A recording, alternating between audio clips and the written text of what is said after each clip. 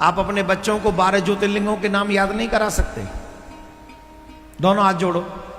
मैं शॉर्ट में ये बोल रहा हूं 12 ज्योतिर्लिंग। आप इस वीडियो को नित्य अपने बच्चों को सुनवाओ तो आपके बच्चों को कुछ ही दिन में 2-4 दिन में याद हो जाएंगे। और उनसे कहो सुबह उठ के स्नान करके सबसे पहले ये 12 ज्योतिर्लिंगों का दर्शन करो। जाने अनजाने उनसे जो भी पाप बन पड़ेगा वो सहज में ही समाप्त हो जाएगा।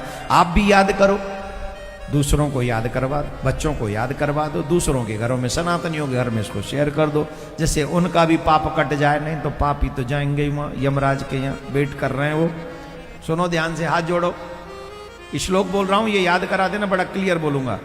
सौराष्ट्र सोमनाथम च श्रीशैले मल्लिकार्जुनम उज्जैन्याम महाकालम ओंकारम अमलेश्वरम परल्यां वैजनाथम च डाकिन्यां भीम शंकरम सेतुबंदे तु रामेशम नागेशम दारुकावनै वाराणस्यां तु विश्वेशम त्र्यंबकम गौतमी तटे हिमालये तु केदारम घुष्मेशम च शिवालये एतानि ज्योतिर्लिंगानि सायं प्रातः पठेन्नरः सप्त जन्म कृतं पापम स्मरेण विनश्यति।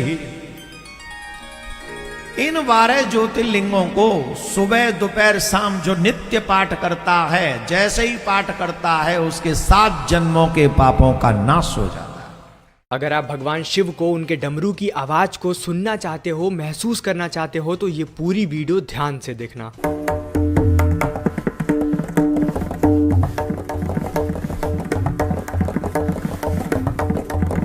ये ध्वनि 14 महेश्वर सूत्रों की ध्वनि है। जब भगवान शिव ने पहली बार अपना डमरू बजाया था तो उसमें 14 सूत्र निकले थे जिसे महेश्वर सूत्र कहा जाता है, जो कुछ इस प्रकार है। आई योण रेल रिक यवंग यमच हयवर अटलण यमंगणनम जभय घड़ धस जब घड़ धस खफ चटत चटत व कृपय सरस हल। इन्हीं 14 सूत्रों से पूरे संस्कृत व्याकरण की रचना की गई है। यहाँ तक कि पाणिनि के अष्टाध्यायी का आधार भी यही 14 सूत्र हैं। और यही 14 महेश्वर सूत्र इस पूरी दुनिया की हर एक भाषा के बनने का कारण है। और इन्हीं का उपयोग करके ब्रह्मांड की कोई भी ध्वनि या कोई भी भाषा बनाई जा सकती है। जय तु संस्कृतम, जय तु भारतम।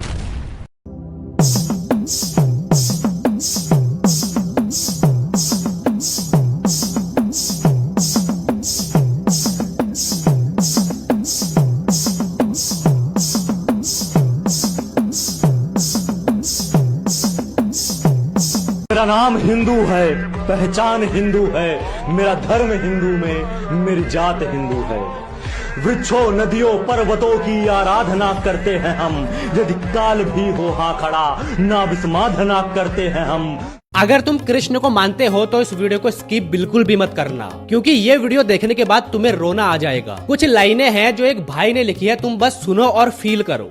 दुख शुरू थे मेरे जन्म से पहले मेरी मौत इंतजार में। कैसे कहूँ कहानियाँ अपनी, आप सुनो लंबी कतार में। जन्म हुआ मेरा जेल में, माँ बाप का चेहरा मैंने देखा नहीं। रोती रही माँ देव की, जुदाई मिली मुझे भेंट में। मामा से मिला उपहार, ये मेरे माता पिता लाचार थे। 6 भाइयों को मारा सामने, आंसू थे माँ की आंखों में। वैसे तो था भगवान में, अजीब सा ये खेल है। मेरे माता पिता देवता वो दोनों ही थे जेल में। कर्तव्य मिले मुझे जन्म से, बचपन बीता संघर्ष में। जिस माँ ने पाला पोसा मुझे उससे भी हो गया दूर में। विधि का क्या विधान था, क्या लेख लिखा था कर्मों का। तुम ठीक से तो रो लेते हो, मैं रो भी ना पाया चैन से। कहने को मैं सब कुछ था, मैं राजा भी मैं रंक भी। कष्टों से भरा था जीवन मेरा, दुखों का मेरे अंत नहीं। खेल कूद की उम्र में कर्तव्य मेरे अनेक थे। छुड़वाना था मेरे माता पिता को जो कई वर्षों से कैद थे। धर्म के चलते कर्म से वो वृंदावन भी छोड़ दिया। मथुरा की उन गलियों से भी अपना दामन मोड़ लिया। वृंदावन के साथ साथ किस्मत भी मेरी रूठ गई।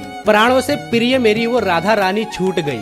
बांसुरी को भी त्याग दिया, सब छोड़ छाड़ के दूर गया। सुदर्शन धारण कर कान्हा धुन मुरली की भूल गया। धर्म बचाने की खातिर अब हस्तिनापुर को चला गया मैं। माखन चोरी करता था कभी, अब न्यायाधीश बन गया मैं। समय का चक्र अजीब था, मैं जीत के भी हार गया। धर्म बचाने वाले को दुनिया ने कपटी बता दिया। तरह तरह के श्राप मिले, असुरों की बूंदें सूख गई। माँ गांधारी के श्राप से मेरी द्वारिका नगरी डूब गई, मेरी बांसुरी भी छूट गई, मेरी द्वारिका भी डूब गई। मैंने क्या ही पाया इस जीवन से जब प्रेमिका ही दूर गई। विश्राम करने लेटा था मैं, तीर पैर पे आ लगी। तुम जीते जिंदगी चैन से, मुझे मौत भी चैन से ना मिली। मानव के इस रूप में मैंने जाने क्या क्या देखा। मेरे वंश का पतन देखा, बर्बरी का मस्तक देखा, द्रौपदी का चीरहरण, अभिमन्यु का अकाल मरण, कुरुक्षेत्र की भूमि में भारी भरकम विध्वंस देखा। ये लाइन सुनकर आप सभी को कैसा लगा कमेंट करके जरूर बताना। बाकी वीडियो को लाइक करके कमेंट्स में जय श्री कृष्णा जरूर लिख देना।